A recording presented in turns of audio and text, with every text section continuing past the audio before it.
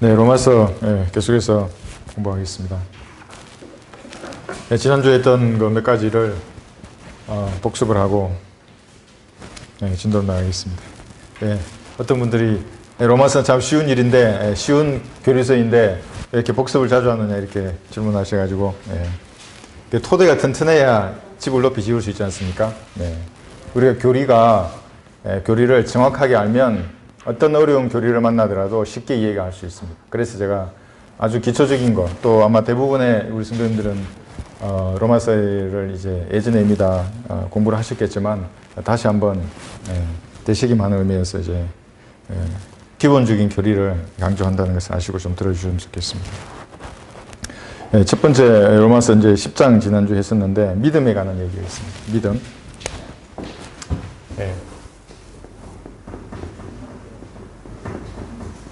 믿음.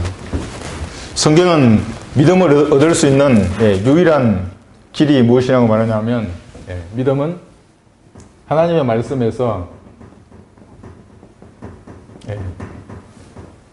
말씀을 들음으로만 믿음이 생성이 됩니다. 말씀을 들으면 믿음이 생기는 겁니다. 근데 말씀을 듣지 않으면 사실은 믿음이 아닙니다. 그것은. 왜냐하면 어떤 사람들은 이제 여기서 많은 이제 의문을 제시합니다. 믿음은 들으면서 나오는데 이 믿음은 예를 들면 뭐 구원받는 믿음이라고 이렇게 구원받는 데만 환정해서 말하는 분도 있습니다. 근데 사실은 그렇지 않습니다. 모든 믿음입니다. 하나님에 대한 믿음. 그러니까 믿음이라고 할 때 믿음은 이런 것이죠. 하나님보다 앞서 나가려고 하면 그 믿음이 아니죠. 자기 열성이 됩니다. 이제. 그러니까 하나님께서 역사하실 수 있는 조건만 우리가 행하는 겁니다. 기도와 말씀 가운데 거하고 육신을 쳐서 복종시키고 하나님께서 보시기에 기쁘신 일을 행하는 겁니다. 그런 조건만 행성하고 나머지 모든 일들은 하나님 앞에 기도함으로써 아뢰는 겁니다. 그게 믿음인데 사실은 많은 사람들은 이제 기다리지 못하죠. 하나님께서 하시려고 하는데 자기가 앞서서 어떤 일을 행해버리면 그건 믿음으로 행하는 게 아닙니다. 그것은 자기가 자기 열성을 하는 것이. 그래서 항상 성령 하나님과 보조를 맞춘다고 얘기하지 않습니까? 믿음으로 기다리는 겁니다. 기도하면서. 그 믿음인데 그 믿음은 들음으로만 생긴다. 그러니까 이제 실제 귀로 듣는 것도 좋고 내가 성경을 읽는 것도 좋고 공부하는 것도 좋고 말씀에 얼마만큼 내 자신을 노출시키느냐. 이것에 의해서 믿음이 사실은 생기는 겁니다. 그럼 또 많은 분들이 또 믿습니다. 그러니까 이제 뭐냐면 우리가 환난은 인내를 이루죠. 인내는 연단을 이루고 연단은 소망을 이룬다고 이 말씀 를 오해해서 고난을 이겨내면 이 세상을 살아가는 동안 고난을 이겨내면 믿음이 생기지 않는가 이렇게 말하는데 사실은 이제 인내가 생기는 거죠. 그 고난은. 그 다음에 연단과 소망을 이루는 겁니다. 다릅니다. 믿음은 오직 하나님의 말씀과 관계가 되는 겁니다. 그러면 변기된 성경을 가지고 있는 사람은 어떻게 했습니까? 그래서 그 믿음이 올바르지 않은 믿음입니다. 바른 믿음이라면 그 사람들이 바른 믿음을 내 안에 형성되어 있다 그러면 하나님께 영광을 돌리는 열매가 반드시 나옵니다. 그게 이제 은혜의 복음을 올바르게 전하게 되고 거리에서 설교를 하더라도 올바르게 복음을 전하는 겁니다. 근데 이게 잘못되어 있으면 계속 다른 열매를 맺는 것입니다. 그래서 믿음은 들음에서 나온다. 들음은 하나님의 말씀이다. 이게 이제 근원이 되는 겁니다. 그런데 이제 또 이렇게 질문합니다. 어떤 사람들. 그럼 왜 많은 사람들은 배교를 하느냐. 배교한 사람들 중에는 교수도 있고 목사도 있지 않습니까? 왜 그들은 배교를 하느냐. 베드로후서 1장을 한번 찾아보겠습니다. 이제 믿음이 기초입니다. 여기서 베드로후서 1장에는 믿음 위에 어떤 것들을 더 쌓아야 하는 것입니다. 근데 여기서 조금 부스러지면 이제 믿음이 성장하더라도 사실은 나중에 나가 떨어질 수 있습니다. 베드로후서 1장 5절에서 8절을 보시면 제가 읽겠습니다. 이뿐만 아니라 너희가 더욱 전심전력하여 보십시오. 너희의 믿음의 덕의 지식을, 지식의 절제의 인내를, 인내의 경건을, 경건의 형제 우애를, 형제 우애의 사랑을 더하라. 이런 것들이 너희 안에서 풍성해지면 그것들이 너희를 우리 주 예수 그리스도에 대한 지식에 관한 게으르거나 열매 없는 자가 되지 않게 할 것이라. 여기 지식에 대해서 말하는 것입니다. 그래서 어떤 사람이 이 성경 우리 7심판 책 한 권 한 3,000원 정도도 안 하는데 그 3,000원으로 하찮게 치부하는 사람들이 있습니다. 절대 그렇지 않습니다, 여러분. 3억, 300억, 3천억 이상의 가치를 합니다. 그 하나의 지식이. 7 심판을 온전히 이해하면 세상에 어떤 이단하고도 여러분 논증에서 지지 않습니다. 하나님의 말씀을 바로 제시할 수 있습니다. 아, 그건 첫 번째 심판에서 이미 끝난 거야. 아, 그건 백보자 심판이야. 그 말씀은 이 세상을 살면서 종으로서 받아야 할 심판이야. 아들로서 받아야 할 심판이야. 이게 구분이 되는 겁니다. 그렇지 못하면 다 망하는 것입니다. 그래서 이 믿음이 말씀에서 생기는데 그럼 왜 많은 말씀 많이 공부한 사람들도 배교하느냐 하면 그 위에 쌓아야 할 그런 부분들을 소홀히 하면 이제 그렇게 되는 것입니다. 이제 또 두 번째는 여기 로마서 10장에 나와 있는 18절에 보시면 음성들이 있습니다. 이게 첫 번째 우리가 했던 것이고 두 번째 보면 로마서 여기 10장 18절에 보시면 음성이 온 땅에 퍼져나갔고 라는 말씀이 있는데 제가 만들어냈다 그랬죠. 발 없는 전파자들이 있습니다. 그건 우주의 모든 만물이 소리 높이 외칩니다. 하나님에 대해서. 여러분 유튜브에 보시면 하늘의 별들이 나는 소리를 녹음한 게 있습니다. 그건 들리는 소리지만 그러니까 그런 존재들도 하나님의 창조주의 존재에 대해서 말을 합니다. 가만히 보면 알 수 있습니다. 발 있는 전파자는 우리라 그랬죠. 우리가 구체적으로 전하는 것이고 그 사람들도 알 수 있는 것입니다. 그러니까 이제 태양이 떠오르는 모습은 예수 그리스도의 재림을 말하는 것이고 그러니까 다 사람들은 태양을 숭배합니다. 카톨릭도 사실은 태양을 숭배하는 것이고 태양신을 숭배하는 많은 이제 이단들이 나오는 것입니다. 그 다음에 노을이 지는 것은 붉은색으로 온 천하가 덮이는 것은 예수님의 보혈에 대해서 말하는 것이고 캄캄한 밤은 교회 시대인 것입니다. 예수님의 죽음을 말하는 것입니다. 그 사실은 알고 있는 것입니다. 가끔 제가 어디 산골이나 아니면 어디 시골에 나이 많은 어르신들하고 대화를 해보면 창조주의 존재에 대해서 명확히 알고 계십니다. 그분들이. 그런데 본인은 돌을 닦고 있다고 그럽니다. 그런데 복음을 전하면 그대로 받아들이는 분들이 있습니다. 어떻게 알았겠습니까? 이 우주에 만들어진 것들에 의해서 아는 것입니다. 그래서 시편 19편을 인용해 줬습니다. 음성이 들립니다. 음성은 있으나 듣지는 못하는 그 음성을 통해서 하나님의 존재에 대해서 명확하게 그들도 알고 있는 것입니다. 그래서 복음을 전할 때 주저하면 안 되는 것입니다. 저 머리를 깎았던 중이라고 해서 주저하면 안 됩니다, 여러분. 그 사람도 창조주의 존재를 찾는 사람일 수가 있습니다. 제가 중을 구령했다는 많은 간증을 들었습니다. 우리 이성호 목사님도 거리 설교하는데 그 어떤 사람이 따라와서 얘기했다고 하지 않습니까? 나 그 영접기도를 했다고. 내가 어떻게 된 거냐고. 아, 당신 구원받은 거라고. 그래서 사실 나 중이라고 얘기하지 않습니까? 그 사람이. 저도 알고 있습니다. 그 어떤 형제들이 중에 대해서 복음을 전했는데 그대로 받아들이는 그런 사람도 있는 것입니다. 그래서. 그 다음에 우리 발 있는 전도자, 발 없는 전도자. 우리가 발이 있는 전도자입니다. 그 다음에 질투에 대해서 했습니다. 질투. 세 번째 질투인데 하나님이 질투를 느끼시는 하나님인데 죄인에 대해서는 너무나 불타는 질투를 느낍니다. 지옥 불에 던져서서 영원히 불태우시는 겁니다. 그러니까 완벽한 질투입니다. 그 질투는. 그런데 구원받은 우리에 대해서도 질투를 느낍니다. 언제 질투를 느끼냐면 이미 우리가 갈라진 옛 남편의 행실대로 행할 때 육신을 따라 행할 때 하나님께서 또 질투를 느끼시는 겁니다. 그래서 그리스도인들이 징계를 받고 몸이 약하고 믿음이 성장하지 않거나 어떤 경우에는 진리를 대적하는 자리에 서면서도 그 사람은 자기가 진리 편에 섰다고 생각하게 만들어버립니다. 하나님께서. 그래서 우리가 육신의 행실을 주의해야 합니다. 하나님은 질투하시는 하나님이신 것입니다. 복습을 너무 많이 하면 안 되는데 하나만 더 하겠습니다. 남은 자에 대해서 우리가 공부했습니다. 남은 자. 남은 자. 여러분이 남은 자입니다. 예수님을 영접하면 누구나 남은 자입니다. 유대인 중에서 예수님 영접하면 그게 물론 교리적으로 그 사람들이 남은 자죠. 대환란 때도 남은 자들이 있습니다. 여러분 구원받은 예수님을 영접한 우리도 하나님 보시기에는 남은 자들이죠. 이 중에서 이 성경을 들고 있는 사람, 보존된 말씀의 가치를 아는 사람이 하나님께서 이 땅에 남겨두신 남은 자인 것입니다. 이 말씀을 외치는 사람. 이제 대환란 때가 되면 이 남은 자들이 천년 왕국을 유업으로 받는 거죠. 물론 이제 교리적으로 그렇게 적용하지만 우리가 남은 자로 이렇게 말할 수도 있습니다. 오늘 조금 이제 진도를 더 다시 나가겠습니다. 여기 로마서 11장 9절을 보겠습니다. 이게 중보 기도를 하는데 여기에 정말 엄청난 중보 기도를 합니다. 우리는 항상 이제 이 애적과 우유 같은 이런 부드러운 말씀만을 자주 접하게 되는데 여기 보시면 다윗의 중보 기도, 그 다음에 이사야의 중보 기도, 바울의 중보기도 이게 세 가지에 대해서 쭉 이제 나옵니다. 한번 살펴보겠습니다. 11장 9절에서 10절을 보시면 또 다윗이 말하기를 그들의 식탁이 그들에게 올무와 덕과 거치는 것과 보응이 되게 하시고 그들의 눈이 어두워져서 보지 못하게 하시고 그들의 등이 항상 굽혀지게 하소서 하였느니라. 이제 이렇게 이스라엘에 대해서 이렇게 합니다. 중보기도를 하는데 여기 시편 69편을 보고 있습니다. 이제 그대로 끼워두시고요. 시편 69편 22절을 보시면 이 구절을 인용한 것입니다. 유소한 기도를 지금 여기서 하고 있습니다. 그들의 식탁이 그들 앞에 올무가 되게 하시며 그들의 안녕을 위한 것으로 덫이 되게 하소서. 그들의 눈이 어두워져서 보지 못하게 하시고 그들의 허리는 계속해서 떨리게 하소서 하면서 이렇게 인용을 하는 겁니다. 이 말씀을 이제 인용을 했습니다.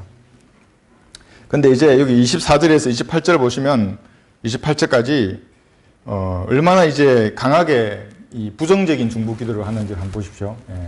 우리가 기도할 때 다른 사람은 물론 축복을 위해서도 기도해야 되지만 내가 하나님 앞에 아뢰고 싶은 마음이 있으면 그대로 아뢰는 겁니다. 그리스도인들은. 내 죄에 대해서 하나님 앞에 다 자백하고 거리낄 것이 없으면 마음을 하나님 앞에 토하는 겁니다. 그런데 어떤 부분은 하면 안 되고 예를 들면 정치는 하면 안 되고 뭐 경제는 하면 되고 그런 거 없습니다. 여러분. 여러분의 생각은 하나님의 생각입니다. 그 어떤 생각이 들면 하나님이 주시는 생각입니다. 그 생각은. 그대로 아뢰는 겁니다. 그래서 여기 쭉 보면 24절부터 보면 주의 분궤를 그들 위에 부으시며 주의 불같은 진노로 그들을 덮치게 하소서. 그들의 처소로 황폐케 하시고 그들의 장막에 거하는 자가 아무도 없게 하소서 하시면서 28절 보면 그들을 산자들의 책에서 지워버리시어 지옥에 보내라는 얘기입니다. 지금 의인과 함께 기록되지 못하게 하소서. 이렇게 정말 부정적인 중보 기도를 합니다. 여러분 이런 기도 하신 적 있습니까? 우리가 어떤 지역계 목사님 설교 들어보면 어떤 사람을 사탄의 손에 넘기라고 하지 않습니까? 그 성경을 모르는 사람들 그렇게 목사님이 기도하시면 어떻게 사탄의 손에 넘기라고 하냐 이렇게 하는 사람도 있습니다. 당연히 할 수 있습니다. 여기 다윗도 했고 이사야도 했고 다 했습니다. 그런 기도를.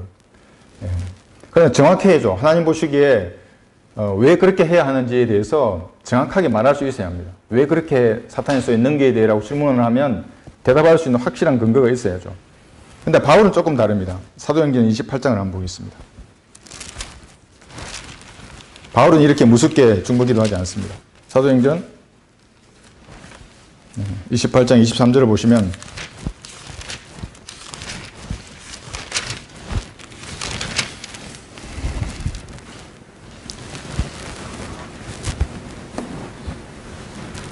이제 유대인 지도자들에게 말합니다.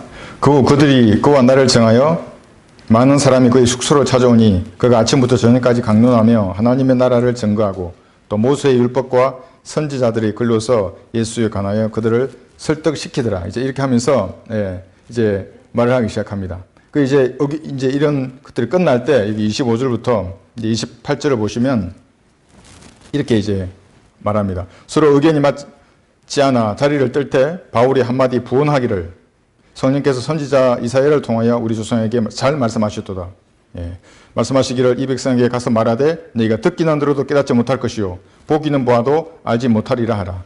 이 백성의 마음이 무뎌지고 그들의 귀는 듣는 데 둔하고 그들은 자기들의 눈을 감았으니 이는 눈으로 보지도 못하고 귀로 듣지도 못하며 마음으로 깨닫지도 못하고 회심하지도 못하게 되어 나로 그들을 치유하지 못하게 하려 함이라 하시느니라.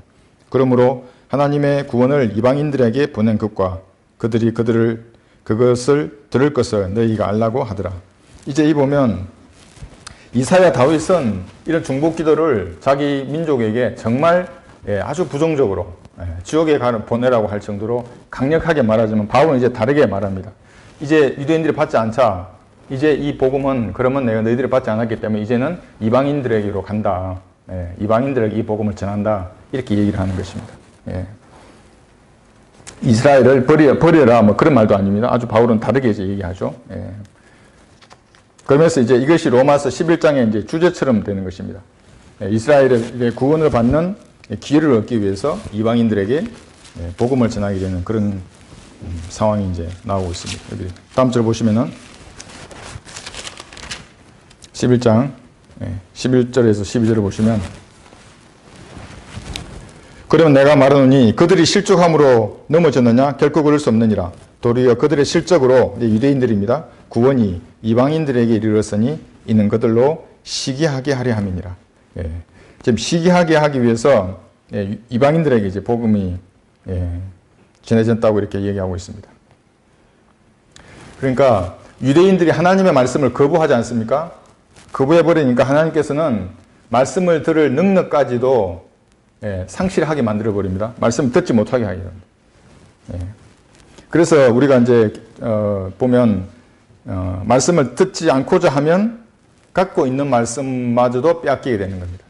들으려고 하면 할수록 더 많이 하나님께서 주시는 것입니다. 이제 이것을 보시면 이렇습니다. 이제 다음 절에 나오는데요. 이제 여기 12절에도 나오는데, 하나님의 말씀을 준비하고 기도로 준비하죠. 기도로 준비하고 이제 말씀을 대하는 사람하고 이제 의심하고 말씀을 무시하는 태도로 대하는 사람들이 있습니다. 이런 사람들은 없을 것 같아도 의외로 많습니다. 이게 뭐냐면 한글 성경의 권위를 인정하지 않는 겁니다. 그러니까 보면서 이 단어는 이렇게 번역이 돼야 되고 저 단어는 이렇게 번역되는 게 맞고, 왜냐하면 영어 성경이 이렇게 말하니까. 이제 이런 자세로 성경을 다하면 어떻게 되냐면, 그들이 어떻게 되었습니까? 여기 포천에도 교회 있지만은, 지구가 팽팽하다는 이상한 교리에 빠져버리는 겁니다. 이상한 것에. 하나님께서 그런 것에 빠뜨려버리는 겁니다. 그 사람들에게. 그러니까 일면 보면 그 사람들의 말이 타당해 보이지만 그렇게 되는 것이죠. 그러니까 의심과 무시하는 태도로 이 보존된 한글 성경의 가치를 인정하지 않는 상태로 이 말씀을 대하면 이렇게 됩니다. 그런데 이 말씀이 원본 그대로 하나님의 말씀이라고, 내게 주신 말씀이라고 믿음으로 이 말씀을 대하면, 그리고 말씀을 듣죠. 그 다음에 이제 하나님께서 어떤, 가슴에 어떤 마음을 주십니다. 무엇을 행하라고. 다 다릅니다, 여러분, 각자마다. 저에게도 처음에 그런 일이 나왔었습니다. 무엇을 하라고. 이 피할 수가 없습니다, 이걸. 잠을 자도 이 천정에 그게 그려지고 뭘 기도하거나 찬양하거나 이게 견딜 수 없습니다. 이 말씀에 준비하고 말씀에 권위를 두고 하나님의 말씀이라고, 그러면 이제 세상과 자연이 성별이 되죠. 세상으로부터. 그러면 순종하지 않습니까? 더 증가합니다. 말씀을 통해서 내가 얻는 것이 더 증가하는 겁니다. 그래서 제가 처음에 아직도 기억납니다. 제일 처음에 헌신을 하고 목사님을 뵀는데, 이 다음 단계가 뭐냐 하면 이제 이게 증가하지 않습니까? 그 다음 단계는 지금도 기억하고 있습니다. 너가 기도하는 모든 것은 이루어진다고. 깜짝 놀랐죠. 그게 무슨 말이냐. 아직도 영적인 아기가 이제 고참으로부터. 그러니까 뭐 이제 소위 좀 되는 사람이 장군으로부터 얘기를 들은 겁니다. 전술적인 원리에 대해서. 근데 너무 놀랐죠. 근데 지금 이제 그것을 조금 제가 알아가는 겁니다. 그 단계. 그러니까 이게 완전히 차이 납니다, 이것은. 하나님의 말씀을 어떤 자세로 대하는가, 어떻게 내가, 대하는가에 따라서 그 결과는 완전히 차이 나는 것입니다.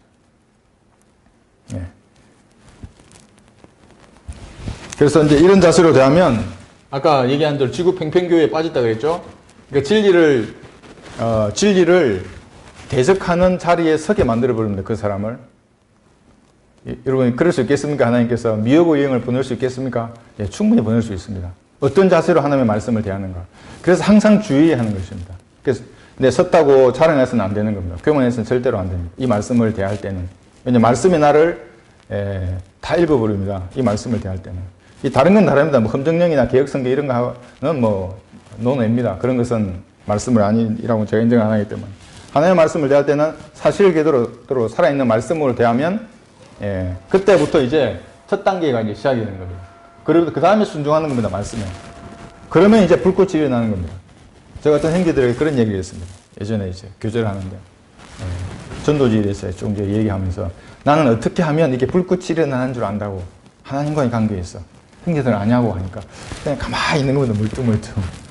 나는 그때 알았는 거예요. 그때 처음 이제 내가 헌신하고 났을 때, 얼마 지나지 않았을 때, 하나님과 교제하는 방법을 안 겁니다. 여러분 아십니까? 하나님과 1대1로 교제하는 방법. 이거는 교회를 오래 다녔다고 해서 아는 게 아닙니다. 또 이제 각 구원받았다고 해서 모르는 게 아닙니다. 이거는 어떤 자세로 하나님을 대하느냐, 그 마음이 하나님 보시기에 합당한 사람은 교제하는 방법을 아는 겁니다. 누가 제일 많이 알겠습니까? 저는 그래서 이수호 목사님을 존경합니다. 하나님과 교제하는 방법을 확실히 아시는 분입니다. 그 기도하는 내용을 들어보면 아시지 않습니까? 열매를 보면 아는 것들을. 여기 이제 11절 한번 보겠습니다. 11절에 이게 나와 있는 시기. 이는 그들로 시기하게 하려 하며 이렇게 말씀하시죠. 유대인을 보고 시기하게 하는 겁니다.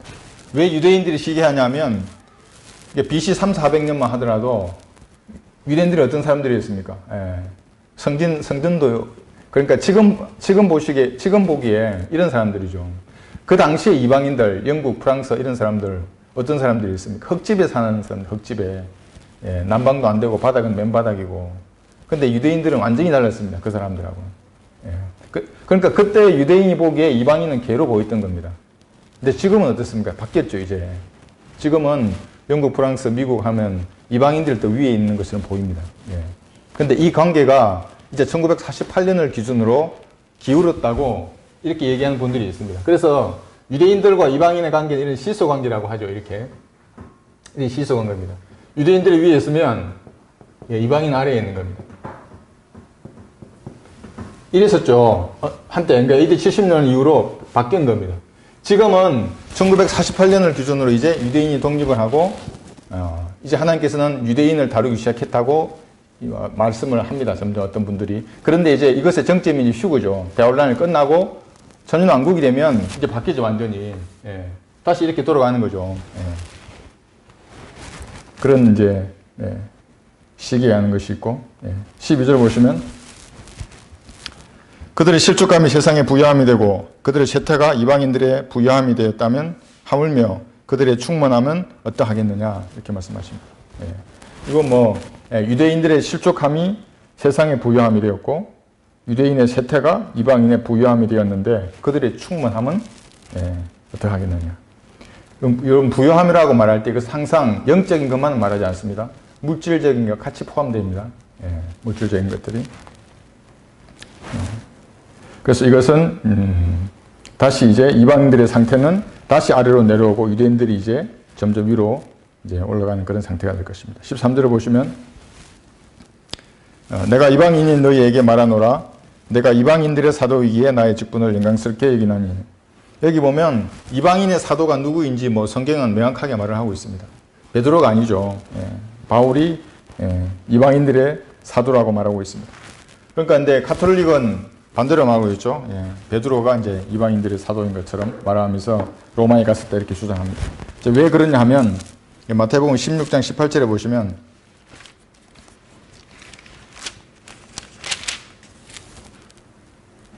이렇게 되어 있습니다. 반석에 대해서 말하고 있습니다. 베드로가 이방인의 사도이기 때문에 로마 가톨릭은 이 베드로라는 반석 위에 교회가 세워진 거야. 사도의 직을 계승을 한 거야. 베드로를 통해서. 그렇게 주장하려고 하는 겁니다. 베드로는 이방인의 사도예요. 근데 성경, 그들이 인용하는 구절이 이겁니다. 나도 너에게 말하노니 너는 베드로라. 이 베드로는 작은 돌이라는 얘기죠. 페트로스 이렇게 말합니다. 그리고 이 반석 위에 여기서 말하는 이 반석은 앞에 반석하고는 다릅니다. 헬라어는 이거는 이제 페트라 이렇게 말하죠. 내가 나의 교회를 세우리니 지옥의 문들이 그것을 이기지 못하리라. 이렇게 말하면서 23절에 보면 베드로를 주님이 사탄아 이렇게 말합니다. 내 뒤로 물러가라고. 그러니까 사실은 가톨릭은 자기들에게 가장 불리한 구절을 근거로 삼아서 그 교리를 주장하는 겁니다. 그럼 가톨릭은 사탄 위에 세워진 겁니까? 그런 게 아니죠.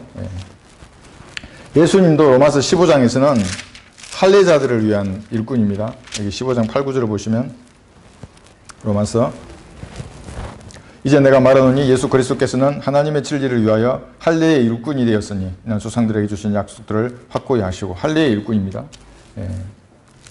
그러면 베드로는 어떻습니까? 갈라디아서 2장에 보시면 2장 7절 9절 보시면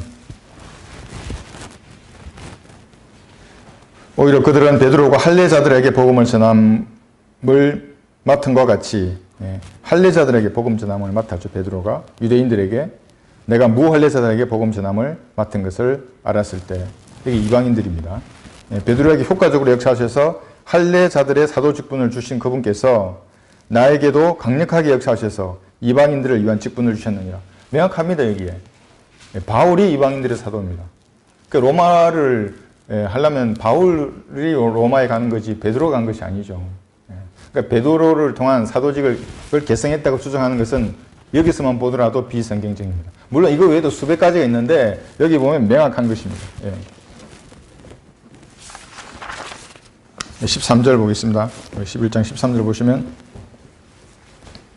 이제 어려운 구절은 없습니다. 이 구절부터는 내가 이방인인 너희에게 말하노라 내가 이방인들의 사도이기에 나의 직분을 영광스럽게 여기나니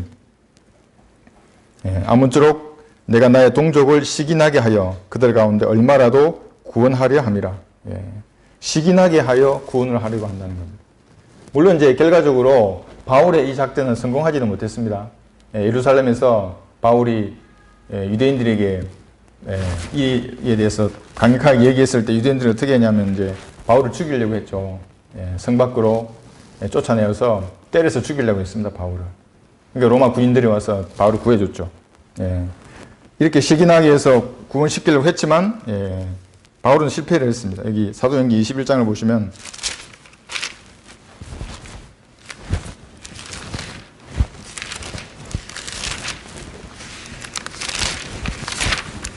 (21장) 27절에서 32절까지 있는데 이렇게 되어 있습니다.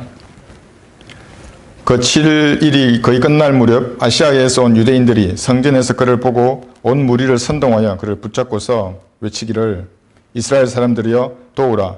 이 사람 이제 지금 바울에 대해서 말하는 겁니다. 각지에서 백성과 율법과 이것을 거역하여 모든 사람에게 가르친 자인데 거기다가 헬라인들까지 성전으로 데려와서 이 성수를 더럽혔느니라고 하더라. 그러니까 유대인들이 시기는 나기는 났습니다. 시기에 나서 구원을 받는 게 아니라 오히려 바울을 죽이려고 하는 겁니다. 이는 그들이 앞서 성읍에서 에베소 사람 트로피모가 바울과 함께 있는 것을 보았기에 바울이 그를 성전으로 데리고 온 줄로 짐작함이라. 온 성읍이 소동하니 사람들이 몰려와서 바울을 붙들어 성전 밖으로 끌어내니 즉시 문이 닫히더라. 이제 죽이려고 밖으로 데리고 나간 겁니다. 한편 그들이 그를 죽이려고 할 무렵 온 예루살렘에 소요가 일어났다는 소문이 군대의 사령관에게 들리니 그가 즉시 병사들과 백부장들을 대동하여 그들에게 달려오니 그들의 사령관과 병사들을 보고 바울을 치던 것을 그치더라. 바울이 맞아 죽을 뻔했습니다. 여기서. 이렇게 바울은 시기나게 해서 동족을 구원하려고 한다고 한 이것이 사실은 실패했던 겁니다. 그러나 이제 이런 시도를 했던 거죠. 우리도 마찬가지입니다. 그리스도교할 때 강력하게 외칩니다. 그리스도교할 때. 물론 여기서 강력하게 외친다고 하는 것이 그 육신의 어떤 발로에서 외치는 것은 아닙니다. 하나님의 말씀을 예수님의 입장에서 외치는 겁니다. 그래서 어떤 사람에게 이게 뭔가 도전을 줘야 하는 겁니다. 그냥 지나가면서 저 뭐 무슨 말 하는 거야 이런 생각을 했다가는 올바른 그리스도교가 아니죠. 강력하게 외쳐서 뭔가는 꽂히게 해야 됩니다. 그래서 저는 지난주에도 말씀드렸지만 예수님이 있는 자는 생명이 있고 예수님이 없는 자는 생명이 없다는 이 말씀을 외치니까 그 불교 믿는 그분이 막 덤비려고 달려오는 그 아주 보기 좋았습니다. 뭔가는 그 사람이 몸부림쳤기 때문에 그 사람에게는 백부자 심판에서 확실한 증거가 될 것입니다. 그렇게 뭔가 시기나 질투나 이런 것을 유발해서라도 구원을 얻게 하려고 바울은 했던 것입니다. 15절 보시면 로마서 11장 15절입니다.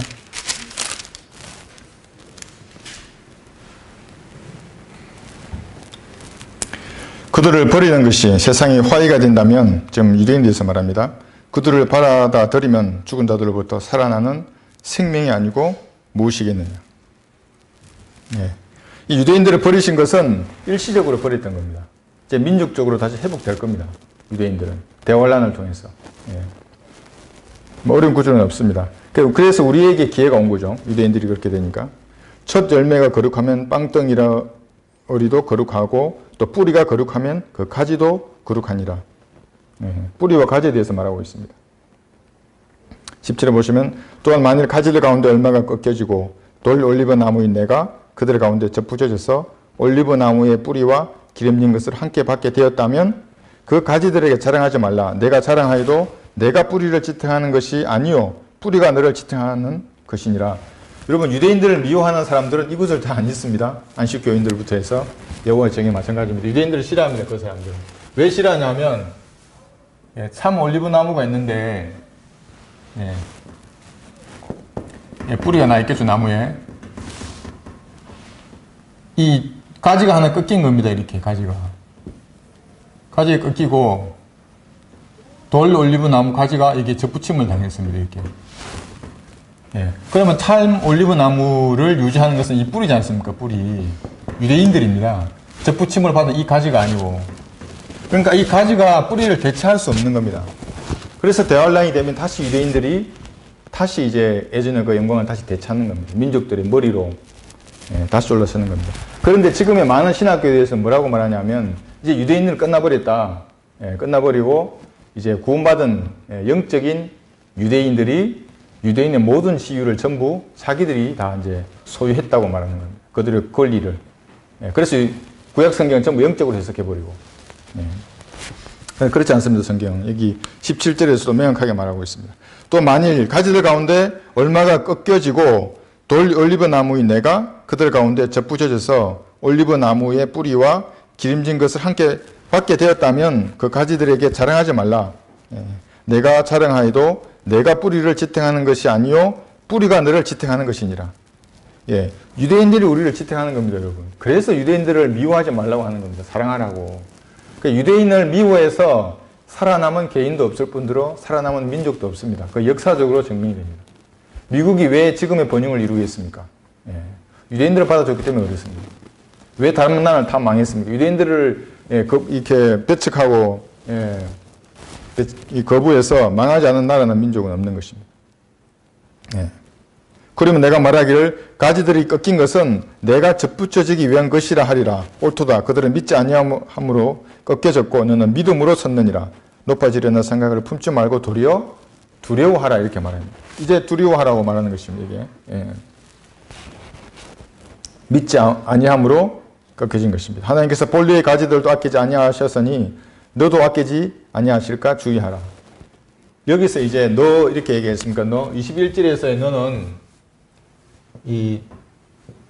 이것을 만약에 개인에게 적용하면 구원을 잃어버리는 겁니다. 가지가 끊기는 거니까. 지금 문맥을 보시면 개인이 아니라 이방인 전체를 말하는 겁니다. 구원받은 이방인들.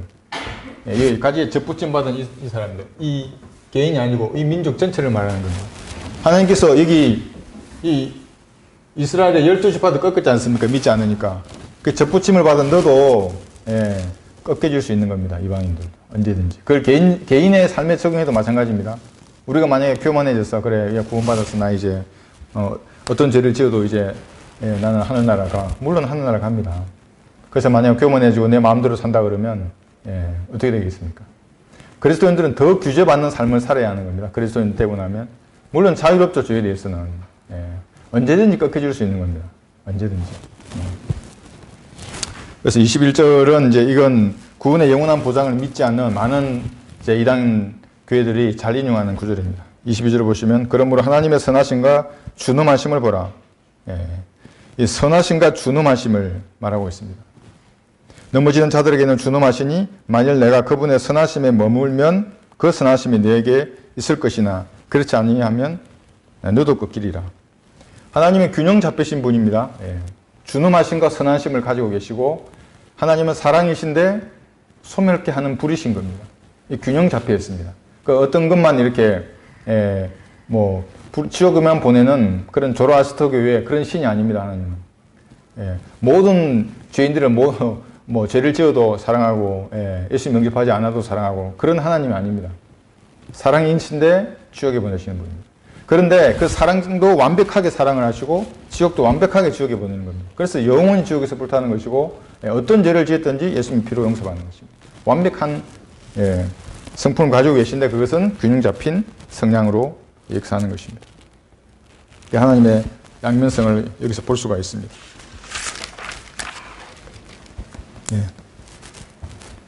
그럼 구원받은 그리스도인들이 하나님의 선하심에 계속 머물려면 어떻게 해야 되겠습니까? 이건 또 반복됩니다. 로마서는 간단합니다. 이렇게 머물면 되는 겁니다. 이렇게 하나님의 말씀에 자신을 투영해서 매일매일 말씀에 물로 씻고 말씀으로 영향을 공급받는 이 삶을 산다면 하나님의 선하심에 우리는 언제든지 머물러 있을 수 있습니다. 매일입니다. 이것은 너무 간단합니다. 내가 하나님하고 1대1로 만날 수 있는 그런 공간이 있다 그러면 정말 축복된 것이죠. 제가 그래 부대에 입대하는 형제들에게 그렇게 얘기해 줍니다. 혼자 이렇게 기도할 시간이 없지 않겠습니까? 아침에 기상하면 기상하기 직전도 좋고 기상하고 나서 그 짧은 시간 못 풀어가면서도 기도할 수 있습니다. 밥 먹으러 오와 이를 맞춰서 행진해서 갈 때도 기도할 수 있습니다. 식사하면서도 기도할 수 있습니다. 무엇을 하더라도 하나님과의 교제의 끈 가운데 있을 수 있는 것입니다. 그러니까 우리는 그런데 이제 1대1로 하나님과 교제할 수 있는 시간이 많이 있겠죠. 그때 내 마음을 주님 앞에 토하는 겁니다. 그리고 말씀으로 규제받고. 그러면 하나님의 선하신 가운데 우리는 언제든지 머물러 있는 것입니다. 벗어날 수가 없는 것입니다. 그런데 내 눈길을 다른 곳에 돌리면 이제 달라집니다, 여러분.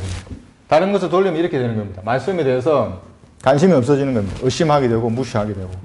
그러면 하나님께서 다른 것으로 그 사람을 속이시는 겁니다.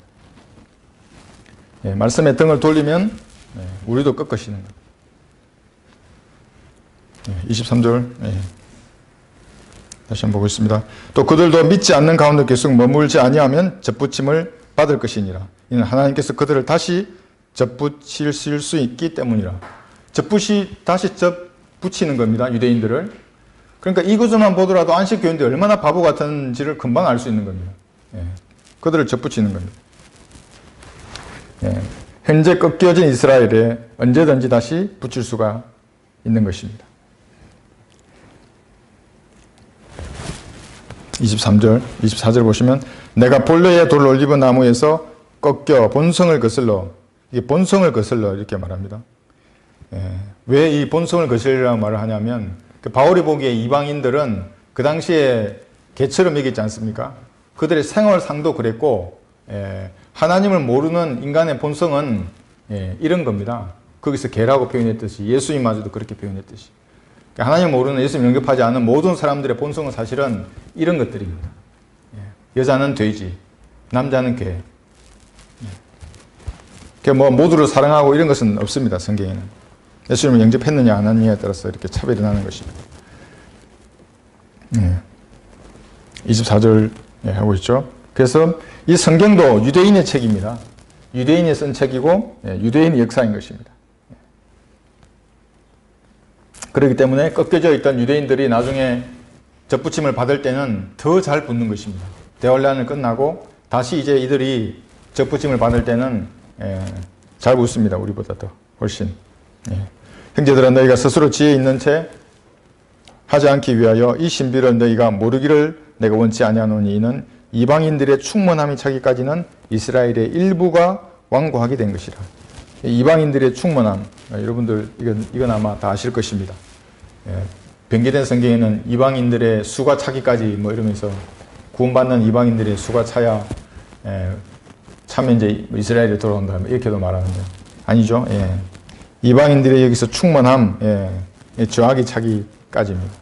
죄가 차고 있습니다. 이제 이스라엘이 독립한 이후로부터 점점 이제 하나님께서는 유대인들을 이제 보시는 겁니다. 그리고 희그 위에 대올란 다음에는 이스라엘을 상대하시는 것입니다. 25, 26절을 보시면 그리하여 온 이스라엘이 구원을 받으리라. 기록된 바 구원자가 시온에서 와서 야곱에게서 경건치 아니한 것을 제거하시리라. 이 한 구절은 예수님의 재림을 명확하게 말해주는 구절입니다. 그러니까 전천년주의 저기는 성경은 로마서에서 나옵니다. 계시록만 나오는 것이 아니라 영적으로 오거나 예수님께서 이 땅에 이미 왔다고 얘기하거나 영적으로 천년왕국 같은 것은 없다고 말하는 모든 이단들은 이 구절을 이제 비유로 푸는 겁니다. 그래서 성경은 명확합니다. 시온에서 와서 야곱에서 경건치 아니한 것을 제거하시리라. 이사야서를 지금 인용하고 있는 것입니다. 그리하여 온 이스라엘이 구원을 받으리라. 여기 이사야 한 구절 찾아보겠습니다. 59장을 보시면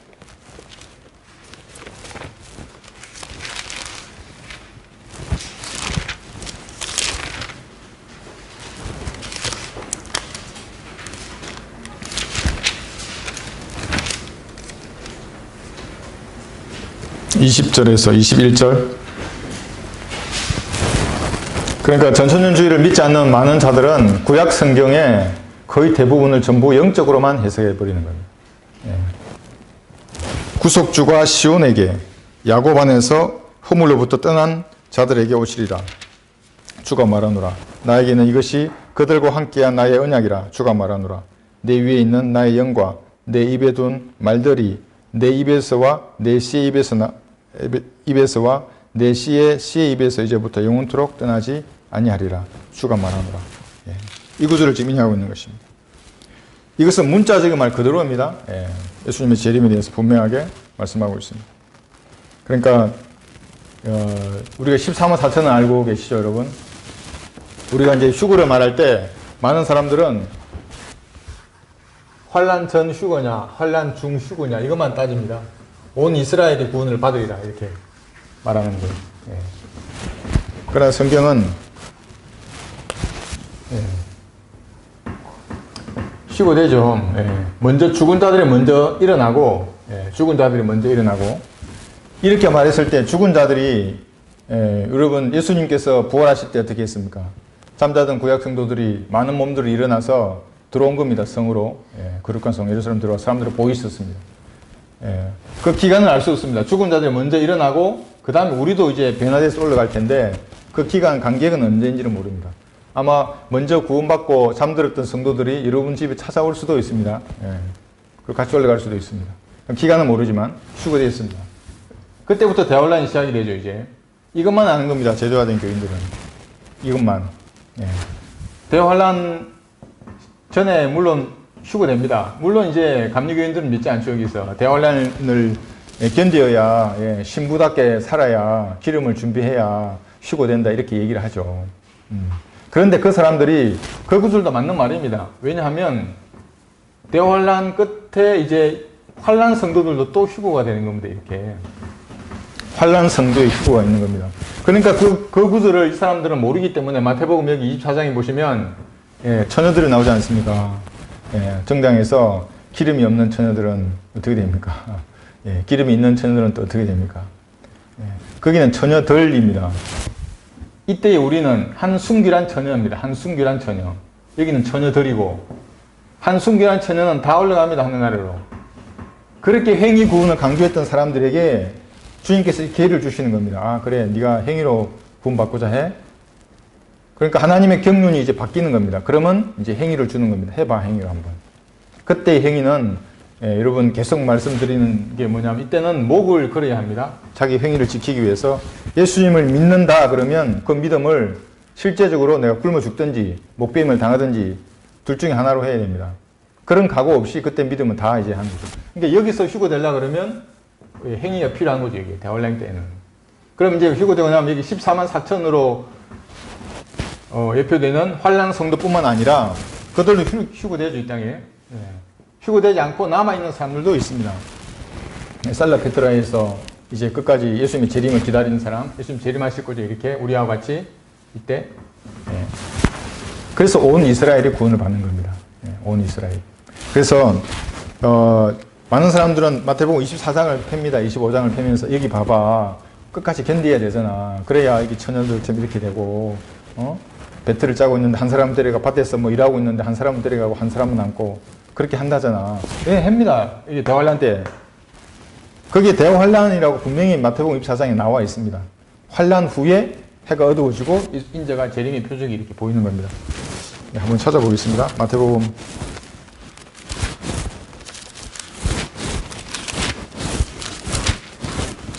24장을 보시면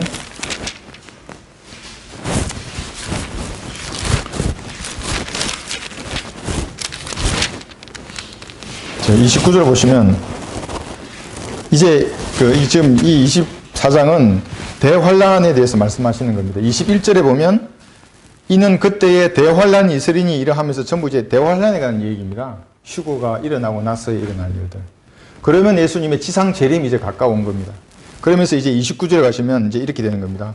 그 날들의 환란 후에 지금 이제 대환란의 후입니다. 즉시 해가 어두워지며 달이 그 빛을 내지 아니하며 별들이 하늘에서 떨어지고 또 하늘들의 권능들이 흔들릴 것이라. 그 후에 이제입니다. 그 후에 하늘에 있는 인자의 표적이 나타나리니 땅의 모든 지파들이 통곡할 것이며 또 그들은 인자가 근세와 큰 영광으로 하늘의 구름을 타고 오는 것을 보리라. 이것하고 우리가 눈 깜짝할 사이에 변화돼서 하늘로 도둑같이 오셔서 우리를 데려가는 이 휴거하고는 완전히 다른 거죠. 그죠? 지금 이 읽은 거, 이 휴거하고 예수님이 재림하시기 직전에 일어난 이 상황은 완전히 다른 것입니다. 그러니까 이제 환란 성도의 휴거를 사람들은 모르기 때문에 기름을 준비하려고 오늘도 때도 않는 새벽기도 나가서 열심히 외치고 그 목사나 그 교파에 종이 되어 있는 것입니다. 이 사도행전 다시 로마서 11장 보시면 27절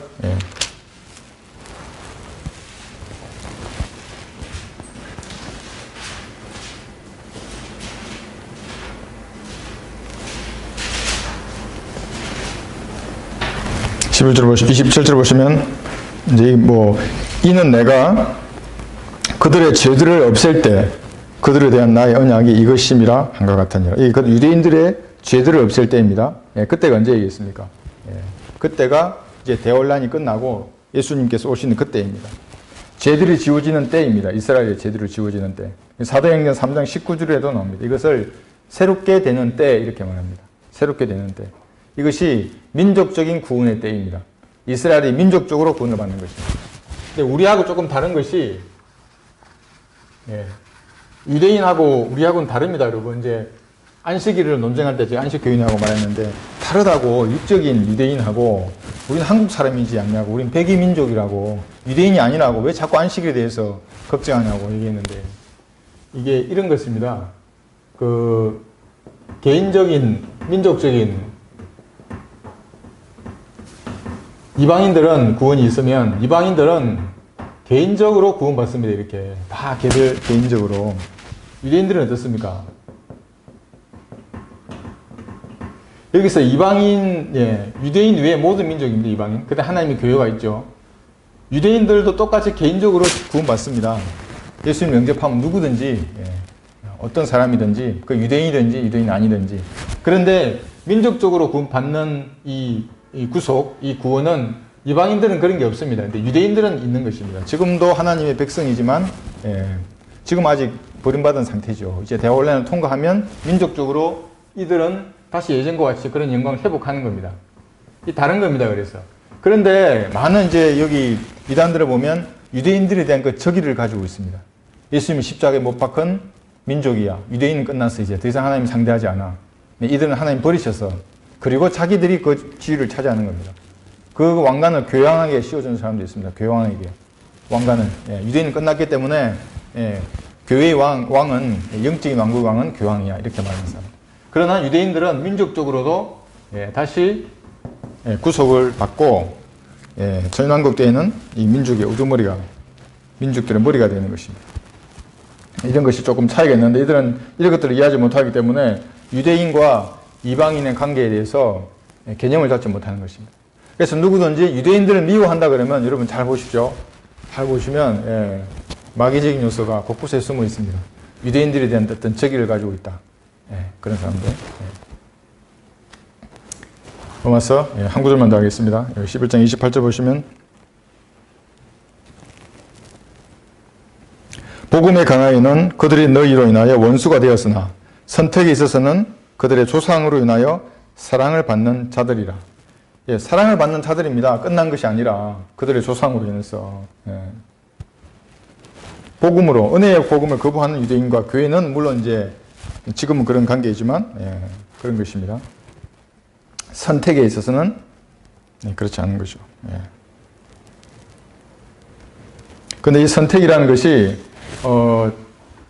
그 창세전에 선택한 그런 선택은 아닙니다. 선택이라는 것은 내가 예수 그리스도를 영접해서 교회의 일원이 되었을 때 그 선택된 것입니다. 그렇게 되면 그런 선택이 있고, 그 다음에 하나님께서 사역자로 선택할 때 어떤 사람을 선택하는 것이 있습니다. 그런 선택, 선택이 또 다른 선택, 이것은 이제 일반적인 것들이고, 유대인들을 하나님의 백성으로 선택한 이 선택, 이게 세 가지 선택이 있는 겁니다. 유대인들을 선택한 것은 그거는 이제 조금 이제 민족적인 것이죠. 개인적으로는 예수를 영접할 때 선택이 된 것이고, 그 다음에는 사역자로 어떤 사람을 선택할 때 하나님께서 선택을 하시는 것입니다.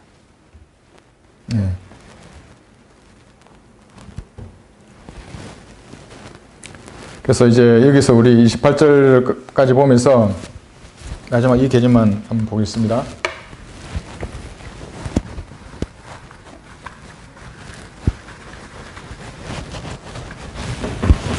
예.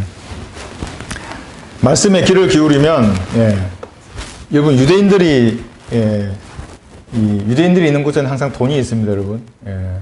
항상 돈이 있습니다. 그래서 이방인들이 유대인들을 그렇게 무시하는 겁니다.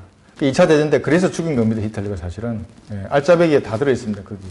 어느 나라에 가더라도. 예. 그러니까, 여기, 하나님의 말씀에 여기 있죠. 말씀에 귀를 기울이면 반드시 그런 것은 아닙니다, 물론 이것은. 그런 것은 아닌데, 영적인 축복과 함께 물질적인 축복이 통상 함께 합니다. 통상 함께 하는데,